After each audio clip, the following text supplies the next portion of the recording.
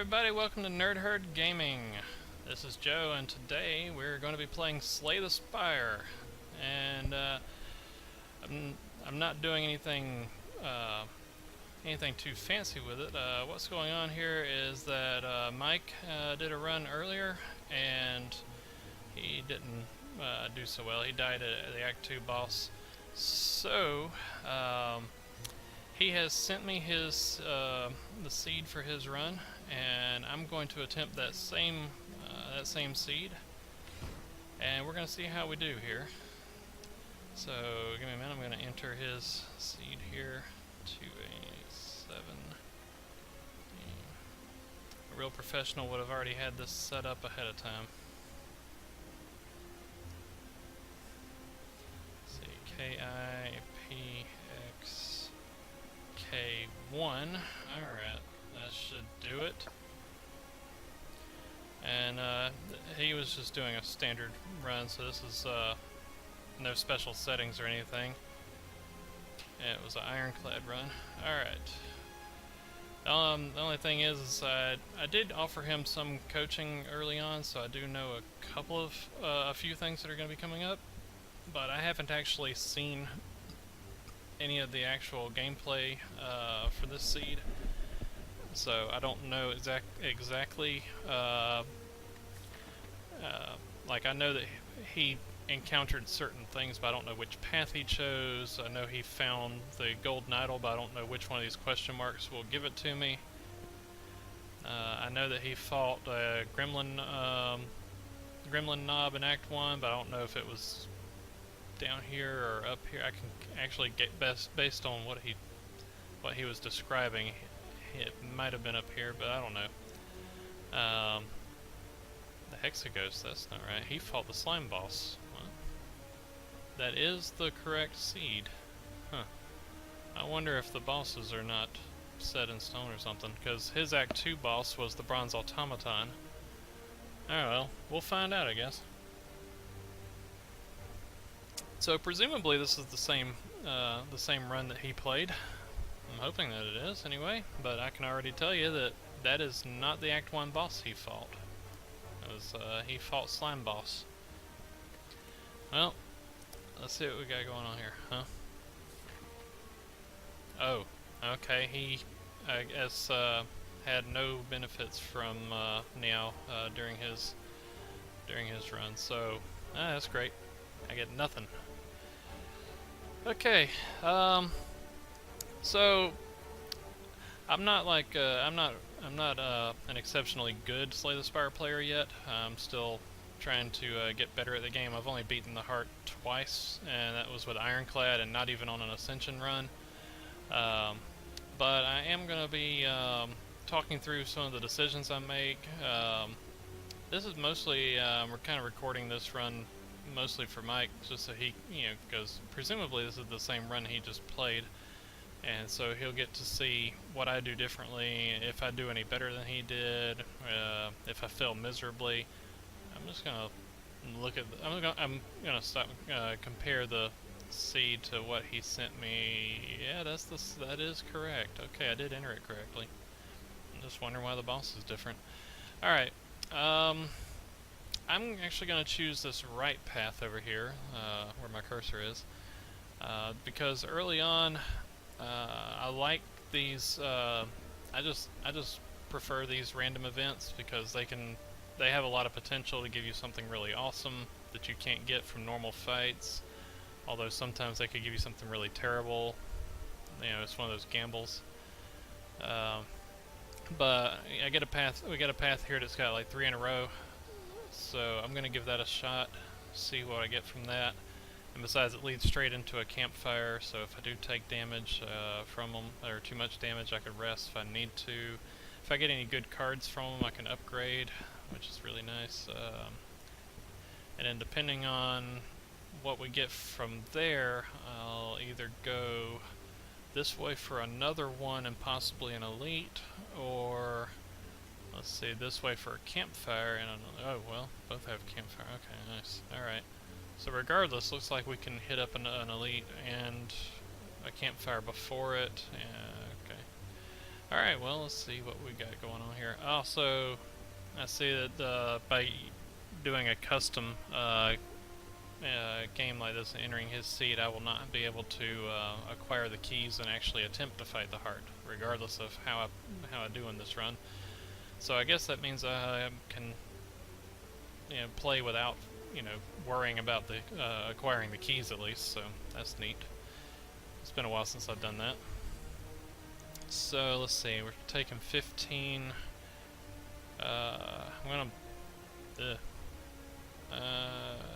Ready. Let's see. If I want to take 10. Alright, we're gonna go ahead and block 10 of that, and there we go. We'll take 5 this turn.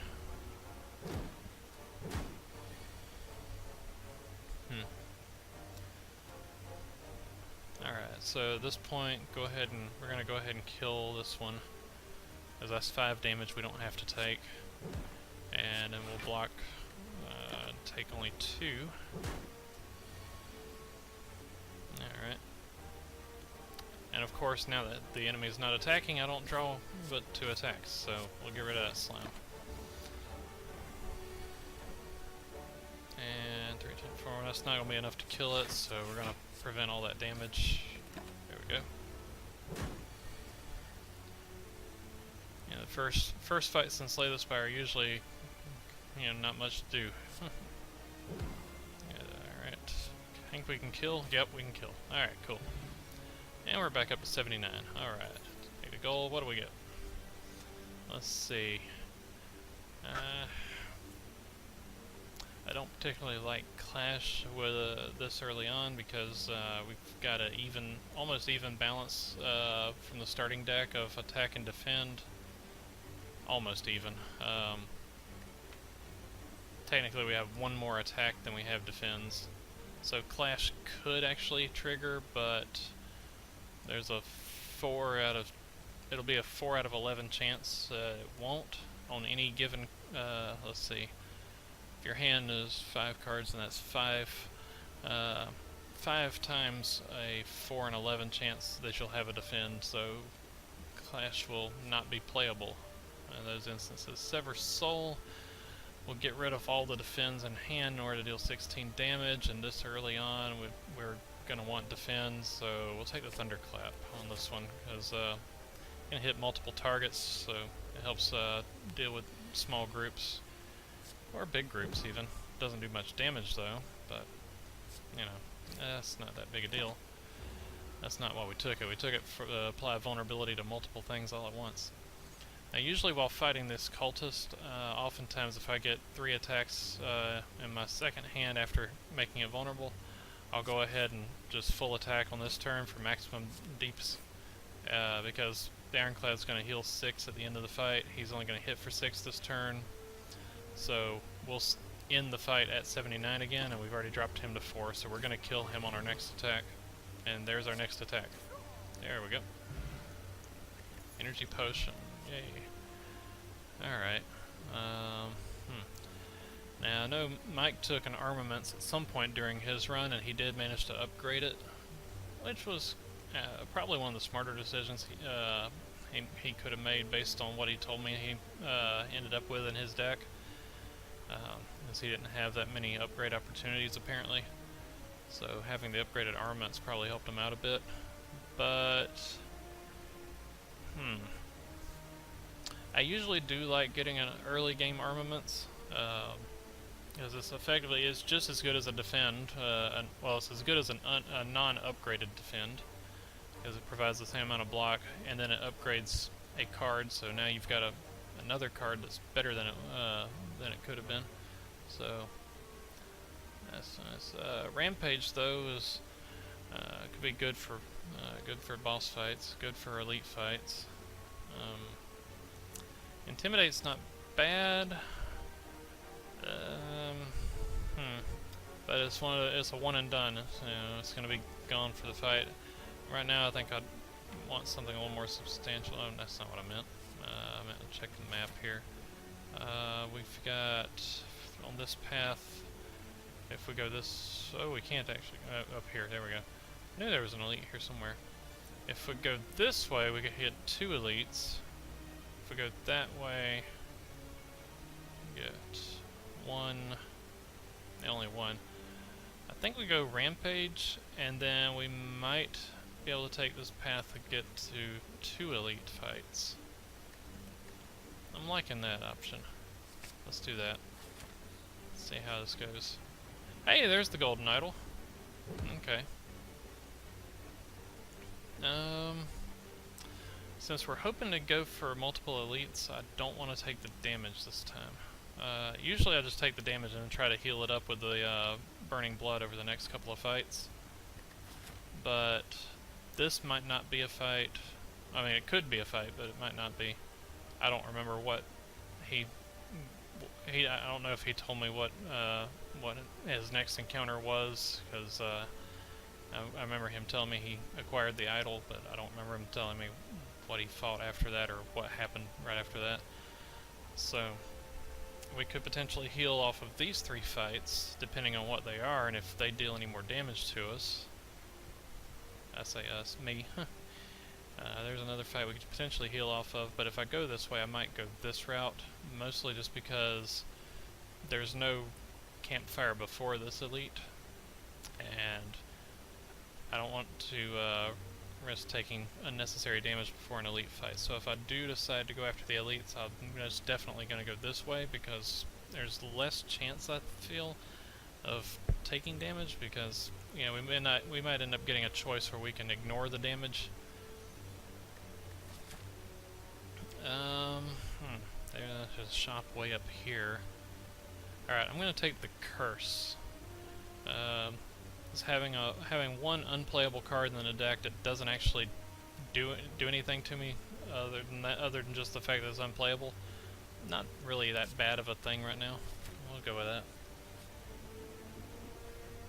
Hey, purple fire spirits. Alright. So Mike is going to be watching this to pick up some, get a few tips and some notes here. So effectively, at this event, you can throw away a card that you don't want, and the higher the rarity you throw away, the better reward you're going to get. If you throw away a blue card, the fire spirits will fully heal you. If you throw away a gold card, they'll fully heal you and raise your max hit points. If you throw away a gray card, they won't give you anything.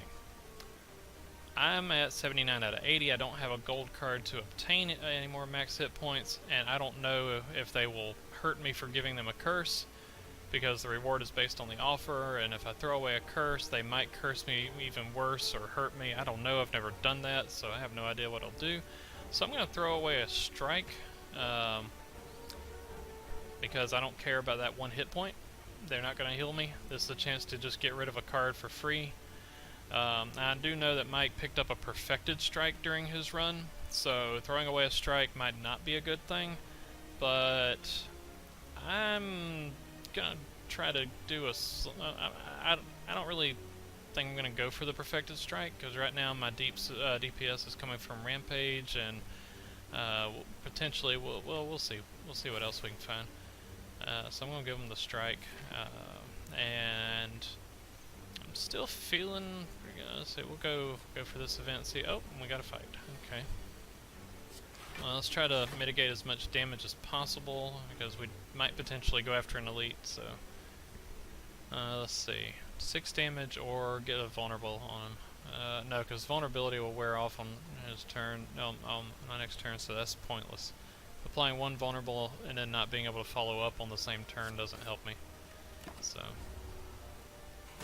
would need to apply at least 2 vulnerable, like this, and then use that Rampage. So if Rampage shows up again, it'll hit harder. That'd be nice. Now we could bash again, but we're still going off of the prevent as much damage as possible option. So we'll do that. Okay, hey, there's that Rampage again. This time we will apply vulnerable first, even though it's for 1 turn, because bam, dead. And now we're fully healed. Hot dog. Let's see, second wind. Second wind can be clutch, potentially, but we might be hunting elites, so I think I want either the disarm or the uppercut on this one. If we end up against a gremlin knob, then I would prefer the uppercut. If we end up against sentries, probably the uppercut. Lagavulin, would I rather have this? There are some instances where I would want to disarm, but I think for right now I'm feeling uppercut. I'm thinking I really want that uppercut right now. I'll go with that. Alright, feeling pretty good now. We'll go for this path. We'll risk it. We're gonna go after that first elite. Well, if we go this path, we'll be locked into fighting both of these guys. So yeah, we'll do this. Gotta risk it for the biscuits sometimes. Alright, unfortunately I can only block 5 this turn. These guys, I hate these guys. You want to kill them as fast as possible so you can get your gold back, and they will try to run away. And that means you want to devote a lot of energy to attacking, so it makes it harder to not take damage from them. There's a pain all the way around. But looks like this will work out. I'm just gonna let him hit me just so I can kill him. And well, we can't block at all this turn, so looks like we're taking some whoopings.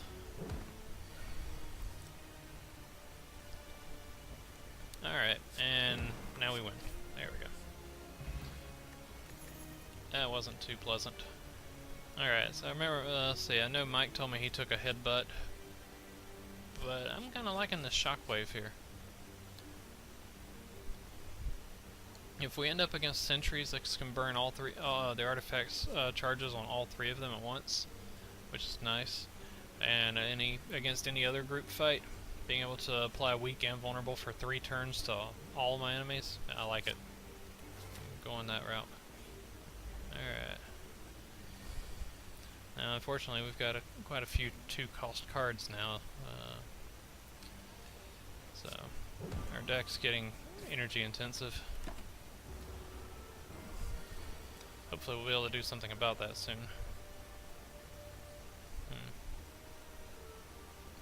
16 damage, I can only block 3 of it, so we'll shockwave here, see if we can, yeah, even with weakness, I'm only going to be able to block 3, let's see. So still taking 9, wait a minute, it's 39 out of 64, if I can drop them below 32, oh yeah, that'll do it. Alright, cool. Force the slime to split, you don't take the damage, yeah. And still we're frail, so darn. Alright, we're gonna block as much as we can on this one. And these little slimes aren't gonna split, so I can't do the same trick again here.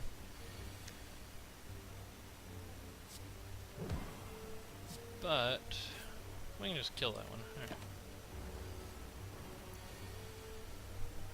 I don't know how we're pulling off an uppercut on a slime. Those things are way too short to actually uppercut them. You know, video game logic. Alright, block what we can, get a hit in. Right now that uppercut rampage combo is doing some work. Rampage for the win! Alright, what we got? Ooh, demon form, flex, or true grit. We're already pretty energy intensive. Demon form is very nice, especially for the longer fights.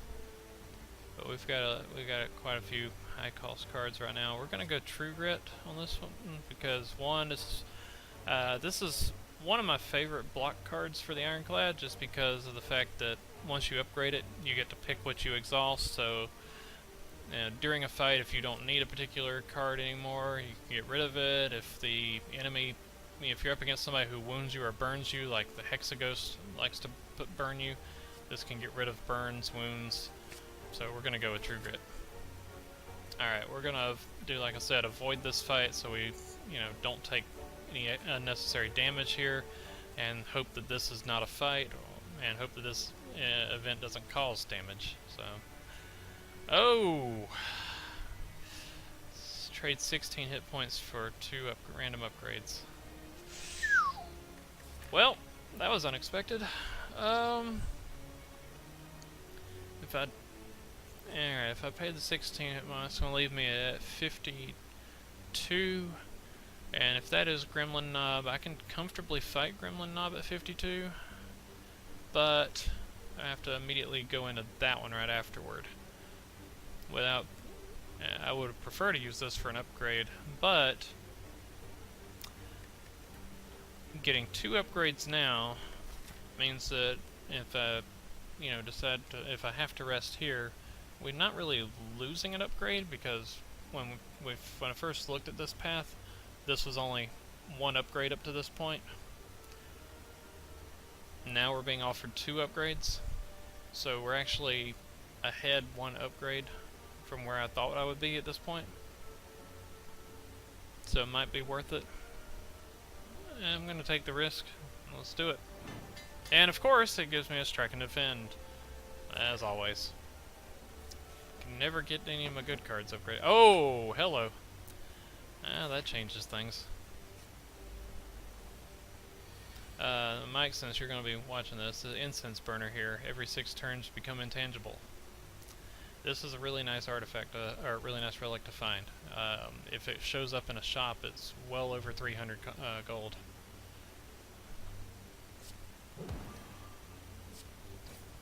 Alright, and Gremlin Knob, so yeah. Gremlin Knob's not too tough, you just want to go all out attacks, usually.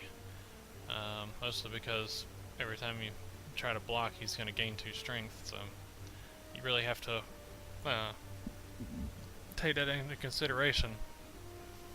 Like, for example, this blocks 8 right now out of his 14, so I would take 6. But if I play this, he's going to gain 2 strength, so it's going to become 16, and I'm blocking 8.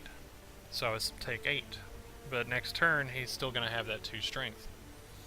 So would I rather attack twice and take 14, or attack twice and block and take 8 now, and let him deal 2 extra damage for the rest of the fight?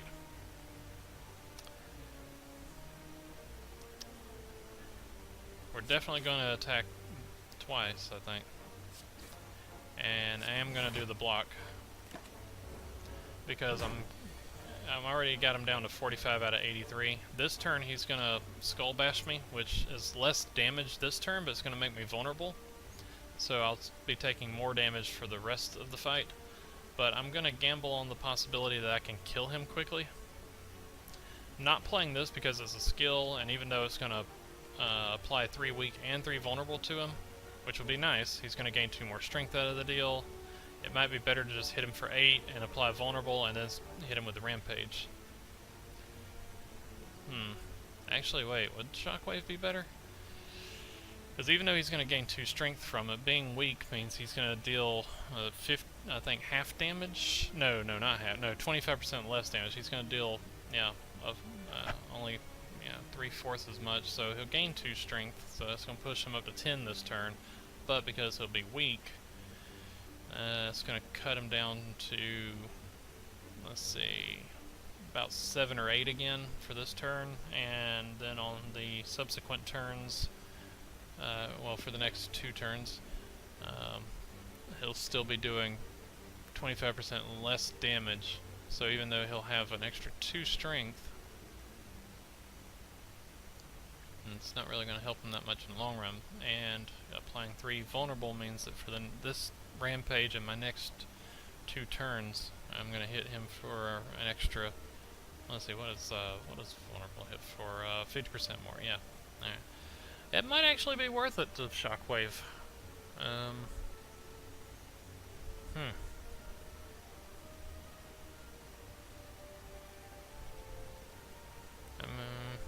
Then again, we're still going to get 2 vulnerable out of this, and you know what, I think, I'm overanalyzing things, aren't I? Yeah.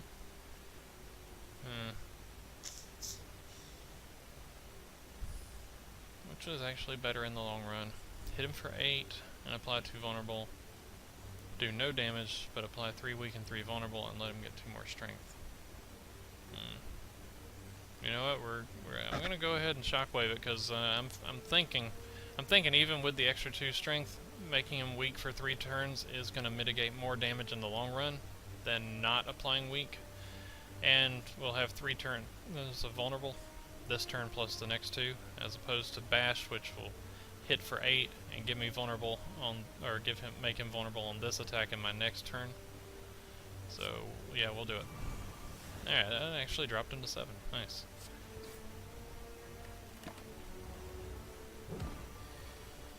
So apparently negating 25% of 10 leaves you with 7. And we immediately have another rampage. And we have an uppercut as well, so we could uppercut rampage and stack another. Just kill him. We can just kill him. I like just killing him. And I love ice cream. Ice cream is delicious. It's Neapolitan. You can tell. It's strawberry, chocolate, vanilla. Anyway. But we get energy conservation, which is lovely. And now, let's see. Do we want a second True Grit? Or do we want Cleave? I think right now I want Cleave. A second True Grit could be nice, but hitting all enemies could be nicer. I might want another True Grit later, but we'll take Cleave for now. And we're at 43 out of 80.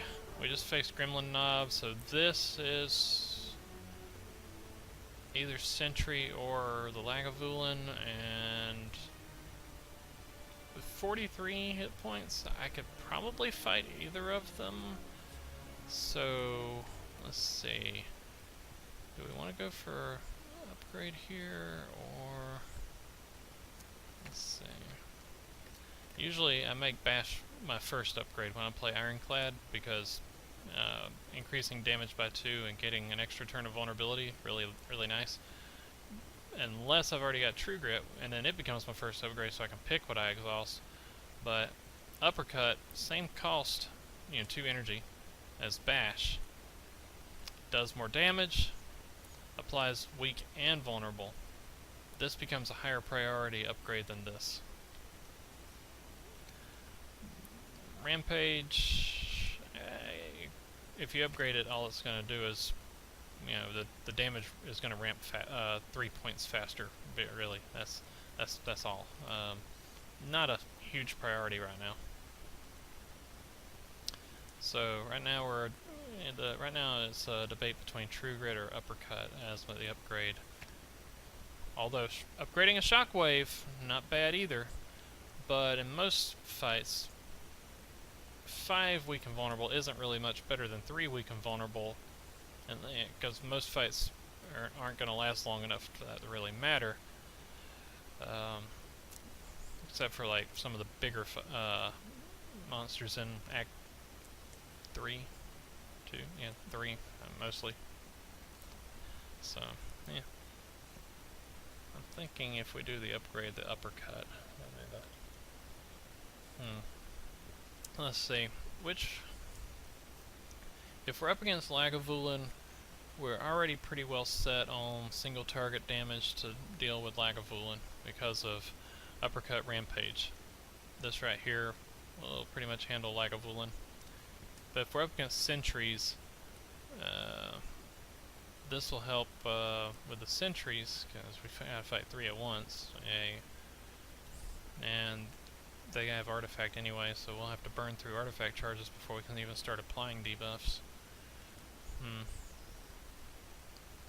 Sentries,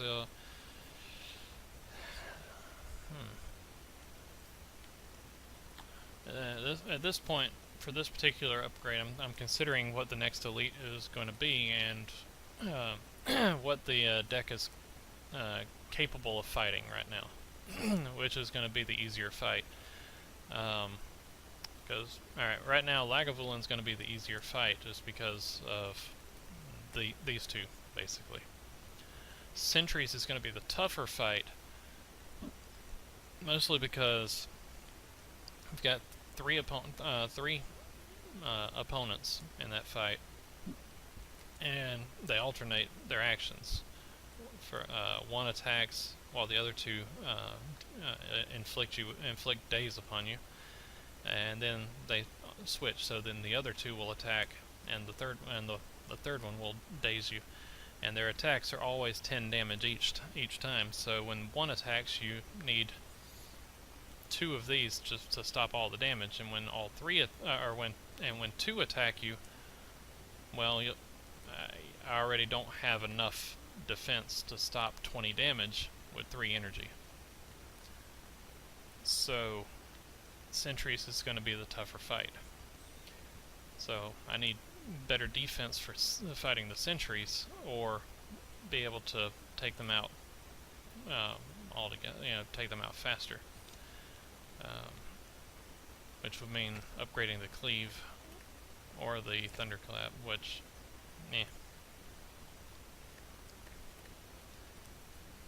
rampage would be the slow way to fight the sentries, because I'm gonna focus on one until I kill it, and then the rampage will be beefed up. I'll have its damage beefed up enough to start, taking down the remaining ones even faster. So, with the way the deck is now, I can fight either the sentries or the Lagavulin with 43 hit points, especially considering this incense burner is sitting at 4, so 2 turns into the next fight we'll have intangible, which is bad if we're fighting sentries, because the first turn is 1 attack. Wait, oh no, 2 turns in, yeah, wait, hold on. Yeah, I actually, wow, if we're fighting sentries, I take, like, no damage on, for when the 2 attack me. Yeah, okay. It doesn't matter who we're fighting. We'll be alright. Okay, yeah, that's not bad. Alright, so I'm actually going to go ahead and upgrade the True Grit, I think, because I don't want it to, I'm going to want to be able to use this as a block card, and I don't want this to be random. So, we're going to go ahead and upgrade this, so that if I do need to use it as a block, hey, sentries, what's up? Oh, they're hitting for 9 each time. Okay. I forgot they hit for 9. One of my previous, some of my previous runs, I end up fighting them as super elites, and they have strength bonus or regen or something like that. And I'm used to taking, like, for some reason I feel like I'm used to taking more than 9 damage from them. I don't know why. Anyway, let's see. Weak will burn the artifact charge, then they'll all become vulnerable. Let's go for it. Kill them quickly. Just remember, card effects always go in order, so because the card says weak first, then vulnerable, it will always attempt to apply the weak before the vulnerable.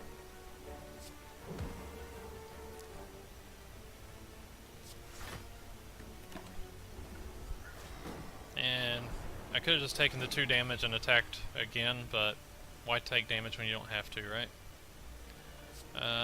For this, all I have is attack cards, and he's hitting for 9, but he's the only one attacking, so we might as well just go all out offense and go ahead and take 1 down. So, and you always want to take down one of the outer ones first because of their attack pattern. This is the one who acts differently than the other 2, so if you take him out first, then every turn you're either going to get hit with daze twice or 2 attacks. By taking out one of the outer ones first, take this guy first, now every turn I'm only going to get hit by 1 attack and 1 daze, so I only have to worry about blocking 9 if I'm going to block. Spoiler alert, I'm probably not going to block.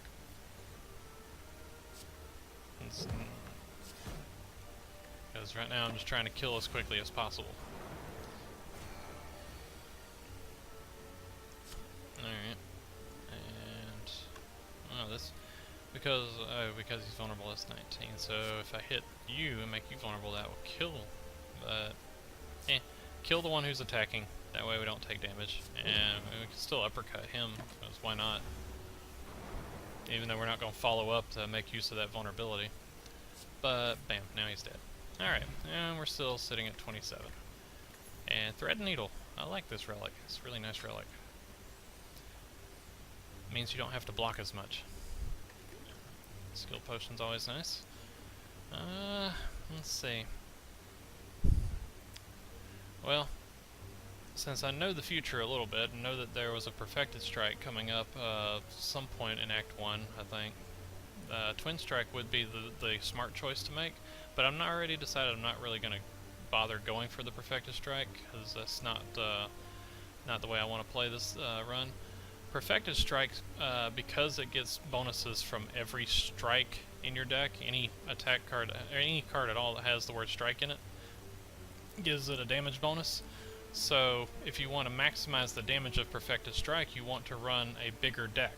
So lots of cards so that you can have lots of strikes. But then, of course, if you have a bigger deck, the chances of you drawing Perfected Strike are reduced. So basically, the more damage you try to get out of Perfected Strike, the less effective it becomes because you're not drawing it as often as you want. The turns you do draw it, you're going to one-shot something, and then for the rest of the fight, you're never going to draw it. You know, you'll have entire fights where it doesn't show up. Sometimes, possibly. Well, right now I want a little more defense, so we're gonna go Shrug It Off. We're at 264 gold. I could take something random, but we're gonna visit a merchant. 264. You know, it's time to spend some money. So play 3 attacks, gain dexterity. That's always nice. Orichalcum, or I could be pronouncing that wrong. I have no idea. End your turn without block, you gain 6 block.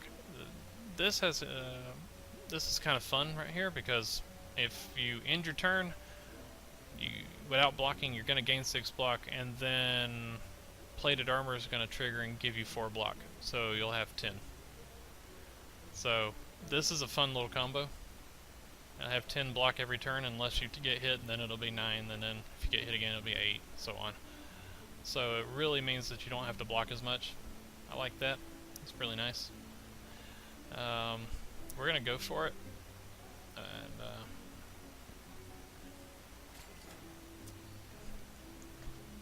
let's see. Offering could be good, but we've already spent too much money. Can't get the offering now. Since we're fighting Hexaghosts and not the blob, I don't really need the whirlwind. If I was fighting the slime boss, I might want the whirlwind, but not really. Burning Pact wouldn't be too bad, but it's just card draw. I'm gonna go ahead and remove that curse. I mean, it's not really necessary. True Grit could temporarily remove it for me, you know, if they show up together. But I didn't really have anything else here I really wanted, so might as well get rid of that curse. Why let it bother you, you know?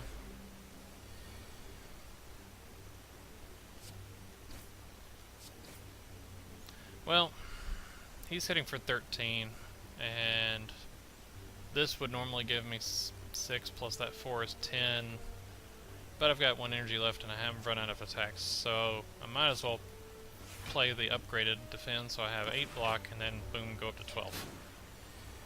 And now we're intangible, yay! So we don't have to worry about blocking at all, because he can't deal more than 1 damage, and we're going to have a minimum 9 anyway, so we're just going to do this. See? This one triggered first because we ended the turn without blocking, and then the Plated Armor triggers.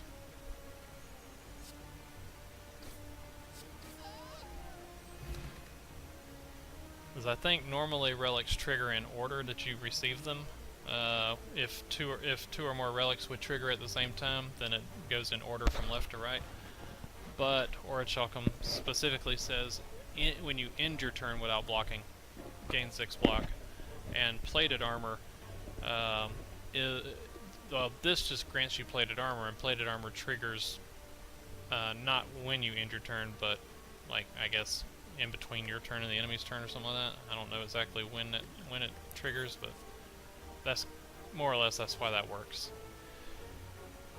Alright, so what do we want here? Block and damage at the same time. Usually pretty good choice. as this basically gives you as much block as a defend, which costs 1 energy, and it deals only 1 less damage than a strike, which costs 1 energy. So it's a pretty efficient card as far as 1 energy goes. Not necessarily the best card to get though.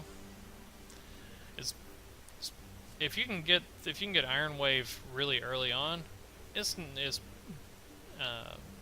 pretty good, because if you face the Gremlin Knob, then you can generate block while attacking him, and you don't give him strength from playing skills. Pummel's nice if you've got strength from somewhere, strength bonus, because you're hitting 4 times, so it's going to take your strength into account 4 times.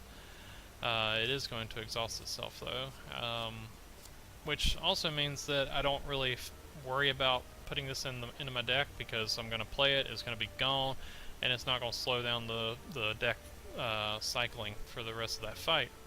Not bad.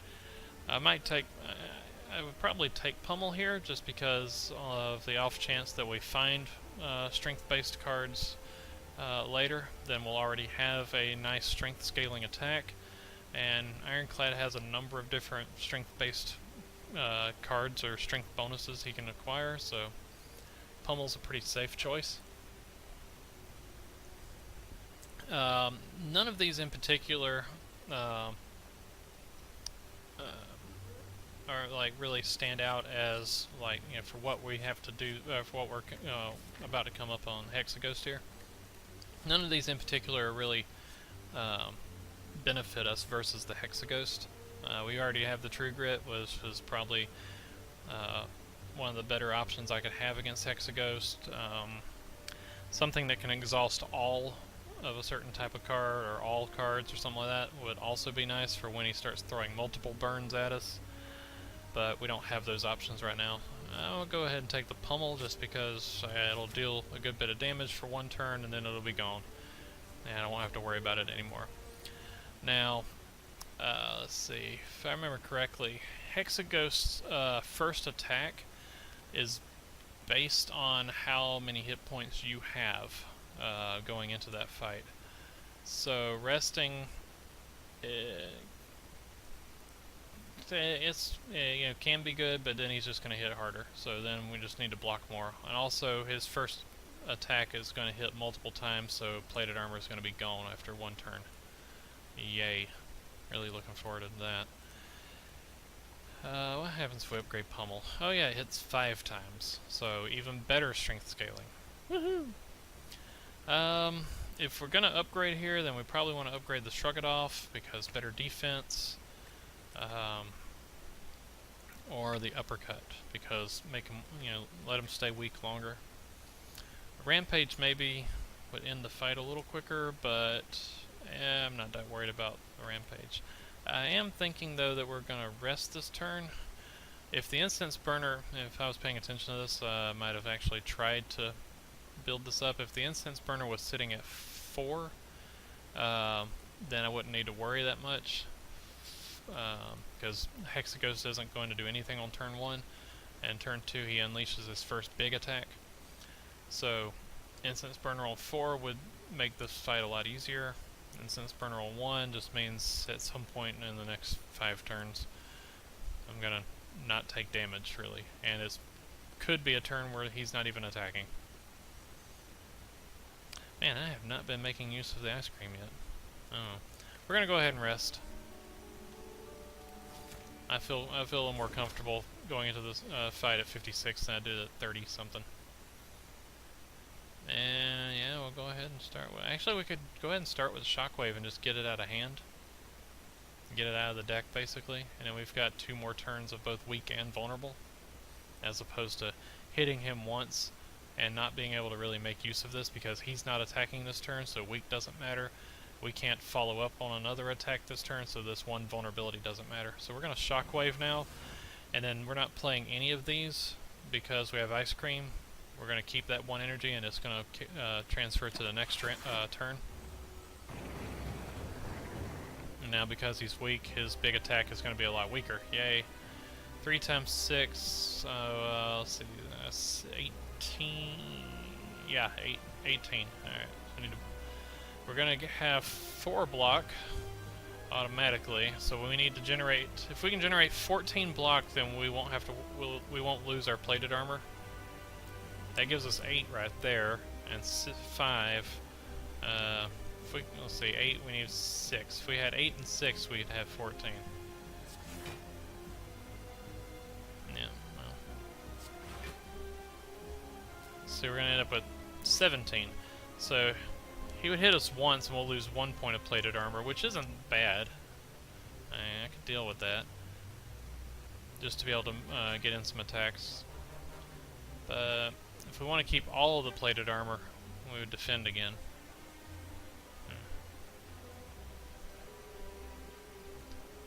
I do kind of want to make use of that vulnerability while I can. But this is not, yeah, we'll go ahead and block. Just play it a little safer here. I don't want to start burning my potions until I have to. If I don't need a potion to defeat a certain boss, then I'm not going to use that potion to defeat the boss, so then I'll have it later on. Yeah, let's go ahead and do this because he's vulnerable. Make use of that vulnerability. Even though this is only one opponent, always cleave instead of strike because it does 2 more damage. Just the way it is. So, and because of our always have 10 block combo, we don't have to worry about this attack either. Yay! Alright, so his vulnerability's worn off, his weak is worn off. We're gonna bash to reapply vulnerability, then we'll hit him with the rampage. And look, 10 block. Take no damage now. We're intangible. I don't know what he was gonna do this turn, but it doesn't matter. Let's go ahead and reapply some debuffs and do some damage, and just sit back and not take damage. Oh, the burn showed up with the true grit, so we can get rid of that burn. Then we'll go ahead and strike and cleave and ignore the ice cream again. He's going to hit for 14 this time, so our minimum 10 block is not going to save us. But if we true grit, that gives us 9 plus the 4. That'll be 13. We would still need 1 more block to not take damage from this.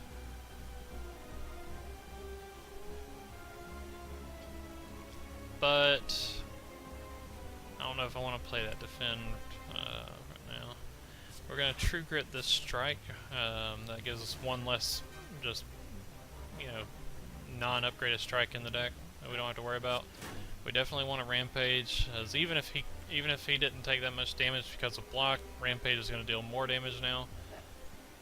Now we could just play this defend and not take any damage from this. We keep all 4 of the plated armor, and everybody's happy. But if we don't play the defend, then we could cleave for another 8 damage. But if we don't play either one, we'll have 1 more energy next turn, and we still have an uppercut and a bash that could show up during the next turn. And being able to play both would be nice. Being able to play 1 and still have 2 energy for something else would also be nice. So I'm actually gonna, yeah, ice cream makes you play a little differently. Normally I would just go ahead and cleave in turn, take that 1 damage, and say goodbye to my 1 point of my armor. But this time I'm actually just not gonna cleave. So I'm gonna keep my energy for the next turn. Okay, let's see, he's dealing 8. We're gonna have 6 and 3. We're gonna have 9, so we're good. We could bash to apply the vulnerable. Go for full-on strikes, I suppose.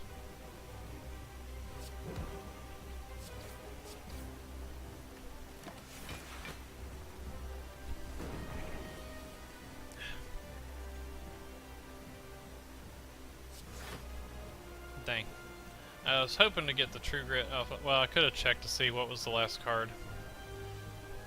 Oh well. There. Let's make him weak again. Let's see. 3 times 2, so 18 again. We've got 8. We're going to gain 3. That's 11. That's going to block the first 3, 6, 9, 12. It's going to block the first 3, then 12, 15, 18. The last 3 attacks will hit us.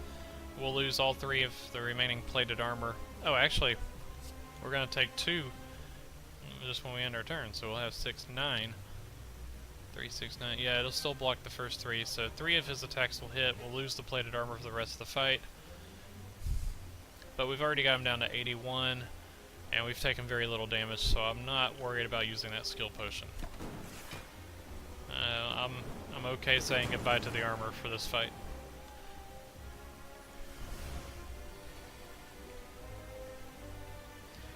So he's dealing 8, we're blocking 6. I'm not too worried about it, but oh, there's another 4. Damn. Alright, I guess we are going to be worried about it.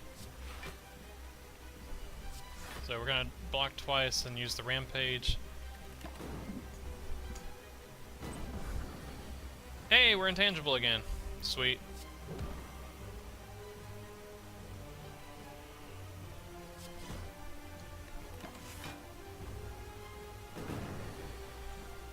Love me some incense burner. Alright. Man. Not enough attack cards. I guess we're gonna go ahead and throw out some block. Could have just saved the energy and taken the 6 block, but whatever. We're playing this not for the block, but to get rid of a burn. And we're playing this not for that 4 damage. Well, actually, we can't follow up on the vulnerability. We're playing it for the 4 damage because, screw it. Get 4 damage in when you can, you know. Let's see. Got him down to 16, but he's blocking 12 now. I mean, he's not vulnerable right now. Let's see what we got. We could triple strike 9, 6. Let's see. So that 12 will get through his block. The 9 will knock him down to 7 hit points. We should be able to finish him off in the next turn. Or we could have just played no attacks at all. Wait. Really? Screw you. Die. Alright. Another energy potion. I think I might rather have a second energy potion than the regen potion. So, get rid of that, pick that up. Let's see, Brutality, Exhume, or Offering.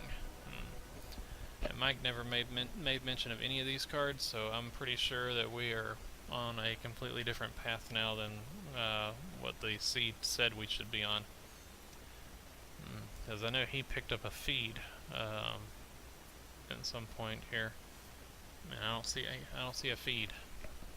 He didn't mention these, so.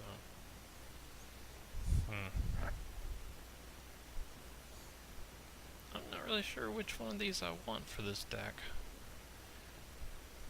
Because right now our deck doesn't really have any sense of a real identity. It's just currently an assortment of damage-dealing cards and debuffs, and focuses on trying to rampage our way through tough fights.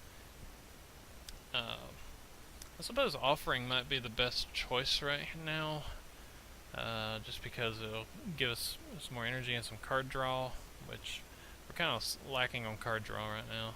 And I don't really know if card draw is super important to Slay the Spire, but when you can draw extra cards, you have more options, and that's pretty much always a good thing in most card games. And with the Ice Cream, if we play Offering and can't use all the energy in that turn, or just don't want to use all the energy that turn, we haven't really lost anything because the Ice Cream will conserve the energy for us. So I think the Offering might be the best choice here. Alright, let's see. I like the Black Star, so we can go hunt elites, get double relics from elites. Busted Crown can be nice, but we'd be stuck getting only one potential card each fight. Mark of Pain. Mark of Pain is nice when you have True Grit in your deck. I'm going Mark of Pain because getting an energy relic is always a good thing, especially considering and 2 wounds. I don't care about 2 wounds in my deck because, you know, every so often the True Grit will show up alongside a wound and I can get rid of it. And we can easily pick up another True Grit or a burning whatever it's called, I can't remember. Cards that exhaust cards. We can easily find ways to get rid of the wounds. No problem. So we'll take the Mark of Pain all day long. Let's see now. Let's take a look at the route we have here. Is this going to be the... I didn't look when we were scrolling down, but... is this going to be the Bronze Automaton? It is! Okay, maybe we are on the same path and... Or on the same... You know, fighting the same bosses. Maybe he just didn't identify the first act boss correctly. As when he told me what it looked like, I thought it was Slime Boss, but... Anyway. Okay, let's play here. What we got going on? Which path do we want? Going into Act 2, the further into the game I go, usually the less I want the unknowns. Usually because as you get farther into the game, you start to get a more solid deck built with a more solid foundation, you know, and you have a good plan going. And at that point, the unknowns have more potential to wreck your plans than they do to help your plans, because these things can go either way. You know, they could be good for you or bad for you, and once you get your deck to a point that you want it, where it's nice and consistent and is, you know, winning, you don't really need the good events as much anymore, and you want to avoid bad events even more. So the farther in you go, the more you want to avoid the unknowns, usually. Sometimes I pick them just to, you know, if I'm like really low on hit points and don't think I can take the next, you know, elite fight or something like that, then I'll avoid an elite if it means, hey, going into these, I'm not going to fight an elite, you know. So sometimes I'll take these to try to avoid damage, but usually I try to start avoiding these when we get farther into the game. So I'm not going to prioritize them like I did earlier. This path would get us 2 if I go this way. I don't know if I want that. I might not want that. If it was Act 1, I would go that way, but we're, you know, just as an example, just to show you the difference. Let's see. And also at that Act 1 boss relics, if I did not have an energy relic that I could handle, like sometimes energy relics are really nice to have, very important for late game, but some of them come with really nasty drawbacks, and if I feel like my deck can't handle that drawback, or you know, if there was no energy relic to pick from, that Black Star would have probably been my priority, and then I could have tried to hunt elites to get double relics. But anyway, that's neither here nor there. So, what is our path going to be? The deck is still... I'm not really sure how I'm feeling about it right now.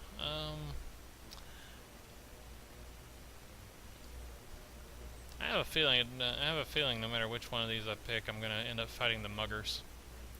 I almost always end up fighting a mugger on my first encounter in Act 2. If I pick any of these 3, we're going towards this. So really, it's a choice between, am I going here or am I going to one of these? Do I want to go here? I want to fight that elite or this elite? Let's see. This one gets us. Let's look for the campfires. We need some upgrades. Campfire here and here. Where we go? There we go. Got 2 campfires if we go to the left. 3 potential campfires if we go to the left, only 2 if we go right. Okay, so we do want to go to one of these paths and head for campfires. We got a merchant in both paths. We got 2 merchants on the left, 1 on the right. I'm really liking this left path right now. I think we want to go through this way. So, yeah, I think we're going here, here, through here, down here. Let's see, which way do we want to split? This way, because there's another campfire. Sorry, guess we're not fighting that guy. There, here. Yep. Okay, I think we've found our path. It doesn't really matter which one of these 3 we start on, but we're going up the middle to the merchant, up to the campfires, and to the next merchant, and so on.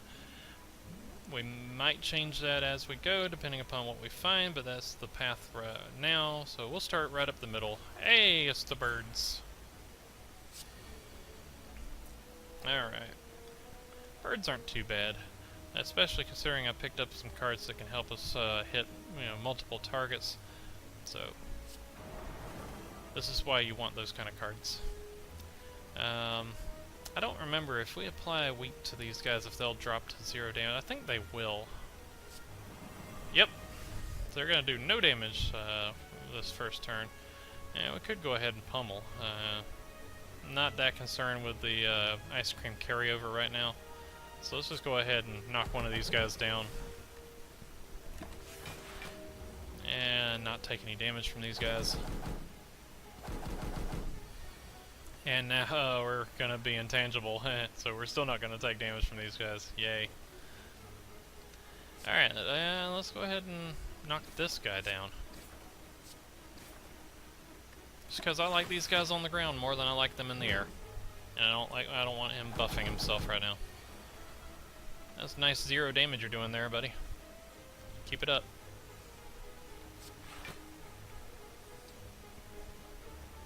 Let's get some damage in. Let's get rid of this guy. We're gonna go ahead and use the offering and... oh, cleave. Nice. Let's get rid of this wound. I don't really expect this fight to go on much longer, but get rid of the wound. And as you see, we didn't use up all the energy from the offering, but it didn't matter. Ice cream carried it over. Good job, Ice Cream. Get rid of the wound. We've got enough block that he can't kill it. He's not going to do any damage to us, really. But might as well. No need to play that. So, just have some energy stored for the next turn.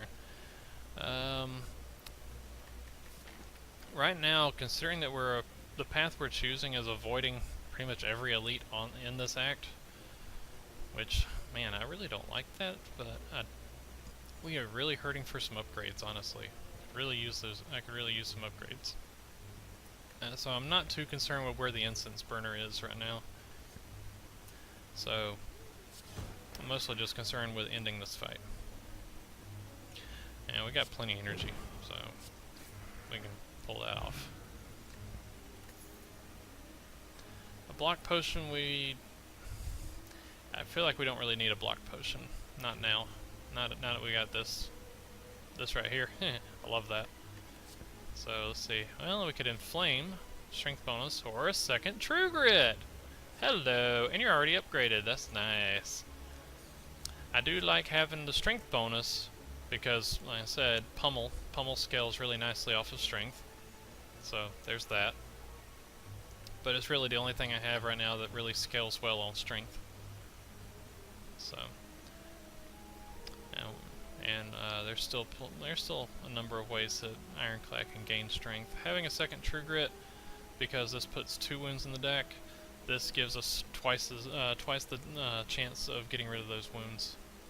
So, also gives us chances at thinning out our deck during a fight and getting rid of any other nasty statuses that the enemies might give us. So we're going with the second True Grit. Sorry, Inflame. I like you, but just don't need you right now.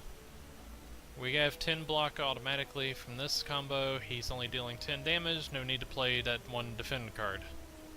Playing this will actually drop us to 9 block because we'll end our turn with 5 and not get that 6. So we're going to go ahead and do that anyway. So now, screw his 10 damage. And I'm actually not going to play one of these. That's only 4 damage, and we'll give him 1 more vulnerable stack. This is going to be, well, technically that's going to be 6 damage. Here, if you drag a card to a target, you'll see the damage change down here at the because the target's vulnerable, so it'll tell you how much more damage you'll deal. For these things that don't target, if you just drag them up, it'll show you the damage change. Anyway. So we could either deal an extra 9 damage or an extra 6 damage and apply 1 more vulnerable stack, or we can keep that 1 energy for next turn. I'm going to keep the energy. Normally my run would be close to over by now, but I'm being very careful about analyzing my moves and everything and explaining them so that Mike can learn what he can from this. We're gonna go ahead and play the offering, mostly for the card draw, than more so than anything else. He's not attacking this turn. I'm not really worried about, you know, block. I'm not really worried about block, but I just want to go ahead and get rid of that wound, just so it doesn't show up anymore. One less wound to worry about. As I get further into this, I might play a little faster, because the fights we can just kind of play right through them. Mostly what I need to discuss more so is like decisions as far as what cards am I picking and things like that. It's going to be 3 damage 4 times. That's another good thing about vulnerable plus pummel. So that's going to go up from 8 to 12 damage. Okay, we'll go ahead and do that. And now we can just go ahead and kill him. There we go. And we're back up to full. Nice. Alright, once again we have Clash, which I don't want because we have a number of defense cards, plus we have 2 wounds, which if for some reason we're unable to get rid of these because they don't show up alongside the True Grit, Clash is unplayable. Warcry, I don't really see much of a need. I don't really like Warcry that much. You're just swapping the top card of your deck for 1 card in your hand, and then you're losing the Warcry for the rest of the fight. Which, it's very situational, I feel. It's one of those moments where if you're holding a card that you don't need this turn, and you happen to have the Warcry in your hand, you can put the card back on top of your deck so you have it next turn, and then you hope that whatever you drew is going to be a better choice for you. Headbutt is not bad if you've already used a card and you need it again later. You can just pull anything from your discard pile, so that's nice. Let's see.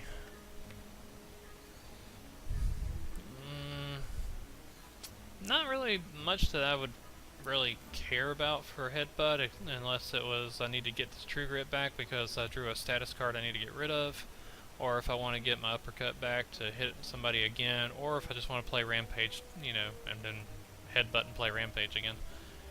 So there's a couple of things I would combo Headbutt with, but I don't really know if I want it that badly. I think I am going to take it though, because I'm going to go ahead and take the Headbutt.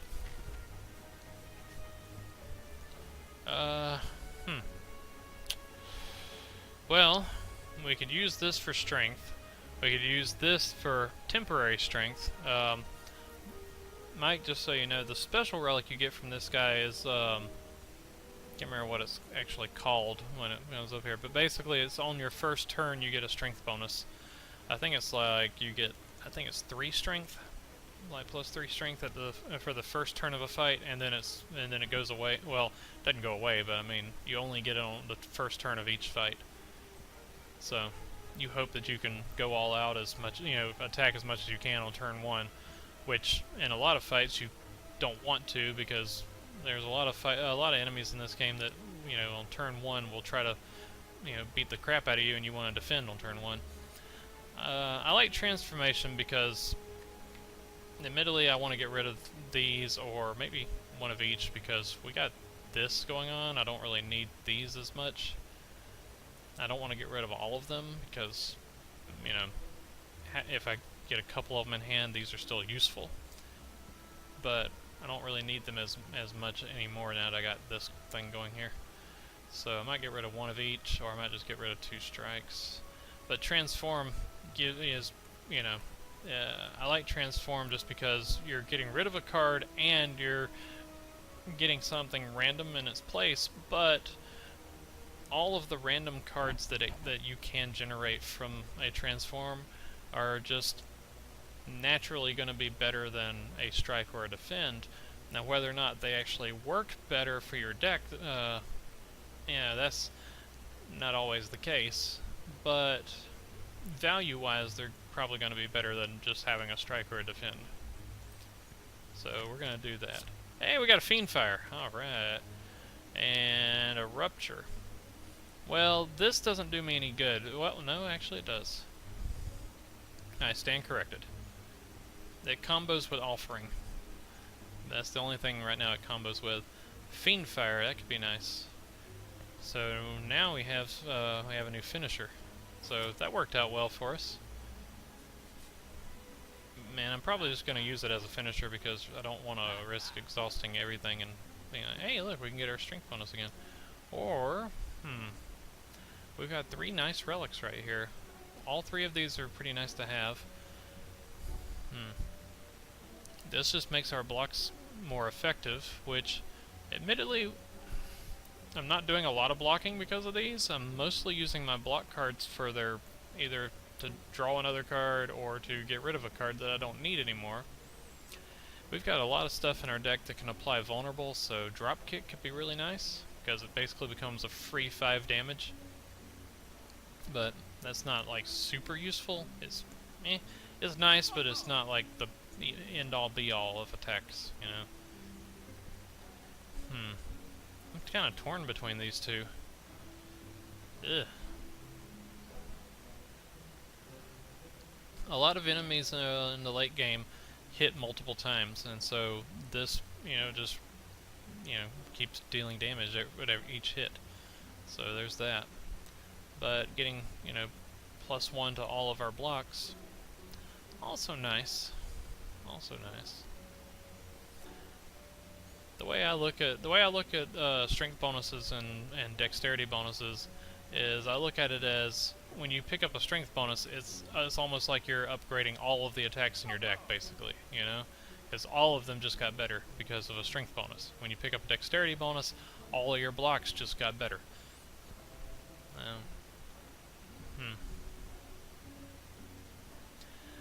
I mean, admittedly, we're not playing that many blocks this game, so I might not really need this one.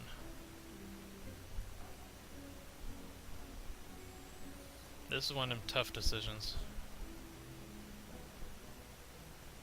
I like bronze scales because I do sometimes like watching my enemies kill themselves.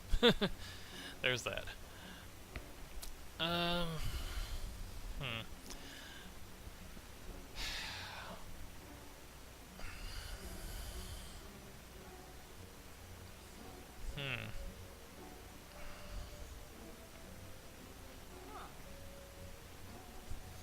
But also, there's that. I feel like this is probably, I think I do want this, because starting each fight with the artifact charge, yeah, that's going to be nice. Because now we can potentially add cards to our deck that calls us, I'm going to start using I instead of us. Now I can potentially start adding cards to my deck that calls me debuffs because I'm going to ignore the first one. So there's that. We're going to go ahead and play this. It doesn't do me any good yet until I play Offering, but whatever. We're still going to go ahead and play it. And because we've got it in play, I'm not going to play Pummel this turn because I want to get that strength. I'm only going to get the strength bonus once from the one Offering, really. But that gives me 1 extra strength, and then I'm going to want the Pummel after I got that strength bonus. So, and remember, we've got 10 block. He's only hitting for 10. He's not attacking at all. I don't need to play this. So we're going to Rampage and Strike. I'm focusing on him because every time you get through his block, he's losing 1 plated armor, so that's 1 less block he'll have later. Now, admittedly, if I play this Pummel, he loses 4 plated armor right now. And in the long run, that's actually in the long run, that is better than waiting for this thing to come back around and having that extra strength. Dang it. I hate it when I contradict myself and realize that I was wrong the first time. Anyway. Now he only gets 9 block, so yay. This is the kind of hand I might Fiend Fire.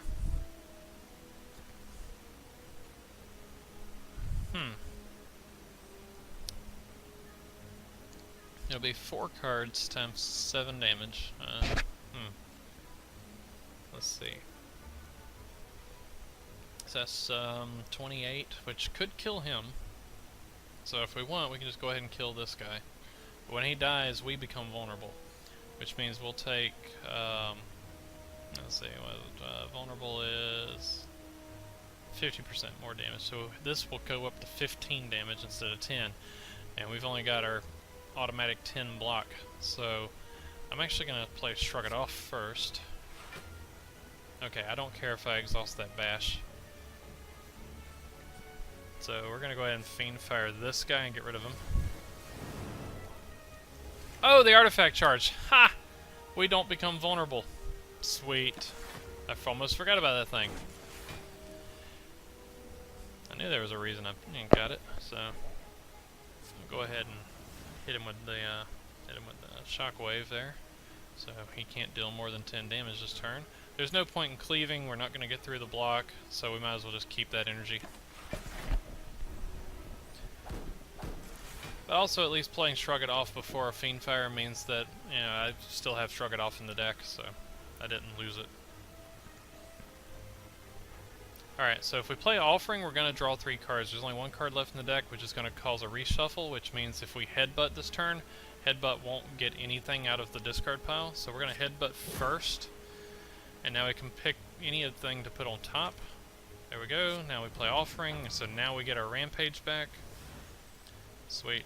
So we're going to uppercut this guy, Rampage, and we're just going to go ahead and kill him. Strike, strike, guy. Yeah, got him. Alright, what we got? A second Rampage. This is not as nice as you might think, because each Rampage is going to track damage individually. So you'll be building up, I'd be building up 2 Rampages over the course of a fight. Admittedly though, that's still better than having 2 strikes in the deck. I would definitely replace 2 strikes with 2 Rampages. But hey, there's Body Slam. Now Body Slam's not going to really do us much good right now, because what are we not doing? We're not blocking. I mean, we are blocking, but we're not playing any block cards. So we can't really use the Body Slam because we lose the block. But if we find the Barricade, which Mike did find a Barricade during his run, and I think it was his reward for the Act 2 boss, if I remember correctly. No, he had it before he got to the Automaton, I remember now. I don't remember where he got it from. So, if we happen to find the Barricade, and I hope we do, because it's one of my favorite Ironclad cards, we will want the Body Slam. But until we get that, this is a useless card. And I don't even know if I'm on the right path to find the Barricade. Might not be in this path. So, I don't know if I want this right now. Because if I don't find Barricade, I've effectively got a useless card in my deck. It might as well be a curse. We're going to take the Rampage and double Rampage. Heck yeah. And we're still at 80, so no need to rest. We get to upgrade stuff. Woohoo! So, let's see here. What'll happen if we upgrade this? It becomes free. Okay. I really don't care, because I only have 1 card that costs me hit points. So I can only ever gain 1 strength from this combo, so I'm actually going to remove this from the deck at some point. Probably next opportunity. I think now might be the time to upgrade this Uppercut. That was one of my early game I want to upgrade cards, and I didn't do it then because I decided to rest before fighting the Hexaghost.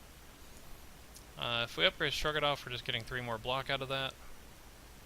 Not terrible, but I'm not really playing it for the block, I'm playing it more for the cycle, drawing the card. I mean, still, playing it means I have 8 block instead of the 6 block, so it's still better than not playing it, unless I just need the energy for something else. We're going to go for the Uppercut, though. Mostly because getting 2 weak and 2 vulnerable stacks on the enemy. I like that. Oh, hi guys. Alright. Hey, Shockwave, nice. Let's go ahead and get this out. And let's see. Now a single bash is going to deal 12 damage, but 2 strikes against, well, a single bash against an already vulnerable target will deal 12 damage and apply 2 more stacks of vulnerable, so he'd be vulnerable for 5 turns. Is he likely to live for 5 turns? No. With that same 2 energy, we can strike twice for 18 damage. Guess what we're going to do? Yep. Now these mother puss buckets you want to kill as quickly as possible because they're going to gain 2 strength every turn. So they're attacking for 12 right now, and this is while they're weak even. And we're only blocking 10, remember? So we are going to True Grit, both to remove this wound and for the extra block. What have we got in discard? Shrug it off, bash, True Grit, which, oh, we're going to pull off this combo right here. Rampage, Headbutt, get the Rampage back. Oh, put it on top of the deck, right? And next turn, Rampage. For some reason I was thinking, I was getting Headbutt mixed up with one of the defect cards that puts it back in your hand. Hologram or something, I think. And because this guy is vulnerable, the Rampage that doesn't have the extra damage stacked already will kill him. We'll go ahead and use the cleave there. And now we start working on the next dude. Let's go ahead and pummel this guy. Nice. Now we're getting hit for 12. We're still blocking 10. We'll lose 1 point of plated armor. I'm okay with this. So, I know I had no blocks left in hand. I was basically considering the potions on that one. Okay, uppercut will finish this guy. 3 times 7 is not going to be enough to kill him. So, we are going to use the True Grit to block some more of this damage. We're going to actually exhaust the non-upgraded defend. So we have 1 less defend floating around the deck. We've got 3 plated armor plus 9, that's 12. 12, we're good. So we're going to conserve that 2 energy and end the turn. This would, with that Fiend Fire in the deck, this would be a nice deck to get a Runic Pyramid. Just saying. Alright, Headbutt is just, at this point, just 9 damage because there's nothing in discard. Boo-hoo. We get Thunderclap first to make him vulnerable. We can actually pull off our combo here. Nice. Rupture, Offering. Yay. We gain 1 strength. Woohoo! Oh, great. Now we have the uppercut. That was nice. Alright, so we're going to Headbutt, and that puts the uppercut back on top. And now we're going to Shrug it off to draw the uppercut. And now he's dead. Of course, I could have just used those 2 strikes. Whatever. And a second body slam. I think the deck's trying to tell us something. Or the game, I mean. It's trying to tell us something. We could second wind. I don't really want second wind for this deck. We could get another Shrug It Off, already upgraded. Not that concerned with it. We're gonna skip this one and move along. I'm gonna be kicking myself if that barricade is in this path. And it might be. Alright, we're gonna take the upgrade, honestly. And we're gonna upgrade Pummel so that it hits 1 more time.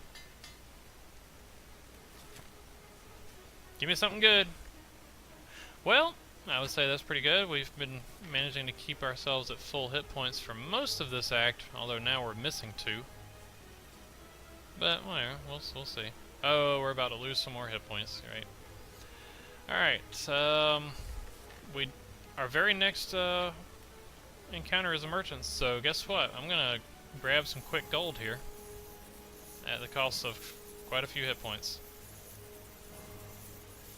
That was a really nice event to show up right before a merchant. I like that. Hey look, it's the boot. This makes Pummel stupid, but it only really helps us with 1 card in our deck. My deck. I'm starting to think this is not the path that Mike chose, because he saw 2 Apotheosis by this point. Hey, there's a second Pummel. Okay, we can boot and double pummel. And now we're getting silly. And I like it.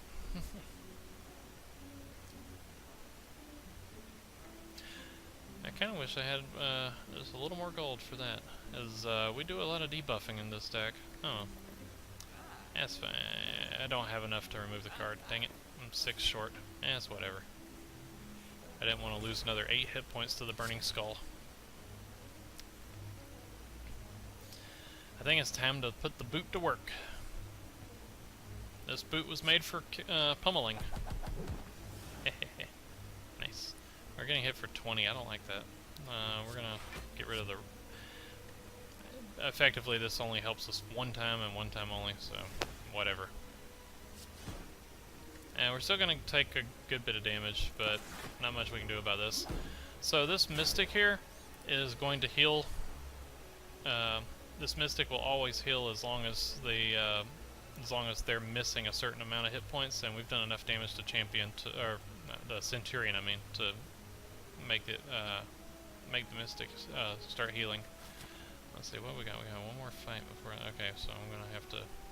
I was considering the incense burner here for a moment, but I've got one more fight to try to line that up right for the. Actually, I don't know exactly on what turn the Bronze Automaton uses his Hyper Beam, so I don't know if I can line this up right. Oh. Go ahead and strike again. And if I had another attack card, that would be lovely. Oh, as long as I can keep her healing and not attacking, then, you know, I'm happy with that. And we kill the Centurion. That also works. Like, that's an option.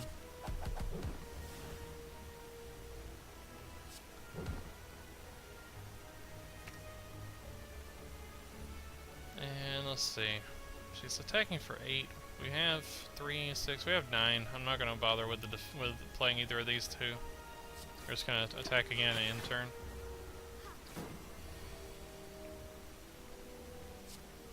Right, if we Thunderclap first, well, actually it didn't matter if we did Thunderclap first or not.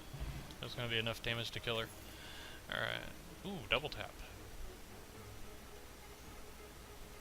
Yeah, okay. I like that. Let's see, we have, okay, yeah, another fight, and then one more campfire. Alright, let's go ahead and get silly.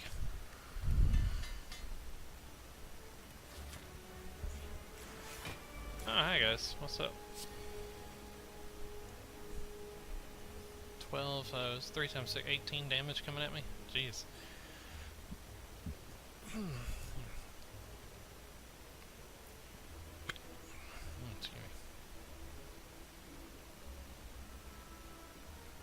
Considering options here. And I am going to want to block this time, so let's do that. We'll get rid of one of these strikes. Now, I would prefer to kill this one before this one, because killing him makes you vulnerable for 2 turns, which just makes him more dangerous. But it's not always possible. Usually he ends up dying first just because he has fewer hit points. So also I should have done the Thunderclap first. Dang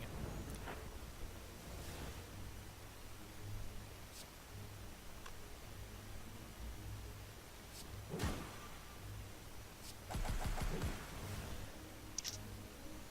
Sometimes these things work out, right? And we'll end the turn.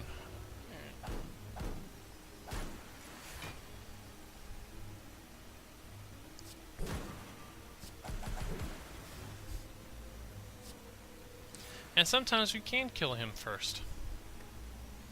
And now, I don't have to worry about his 6 damage. We're intangible. Yay. And it'd be lovely if we could play our next 2 attacks twice, but well, we only have one attack in hand. I know I've already used the offering, but I just wanted to get Rupture out of the deck so it doesn't keep cycling. Anytime I say I'm doing something for the cycle, then it means I don't want to draw that card again, or I'm trying to draw a card. Cycling basically it's a magic term. It means discard a card to draw a card. When I use the term cycling in a card game, I'm basically meaning going through the deck, you know. So just in case we got anybody out there who doesn't speak card game.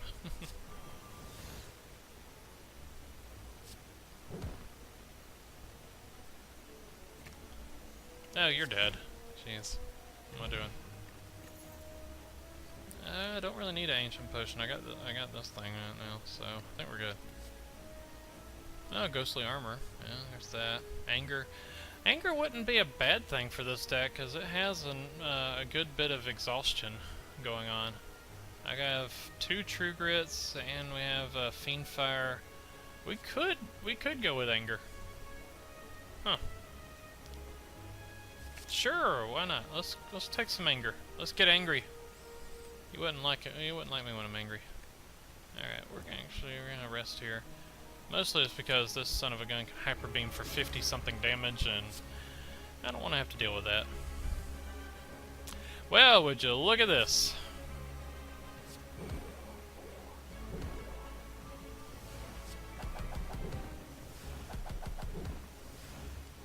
That's starting out strong.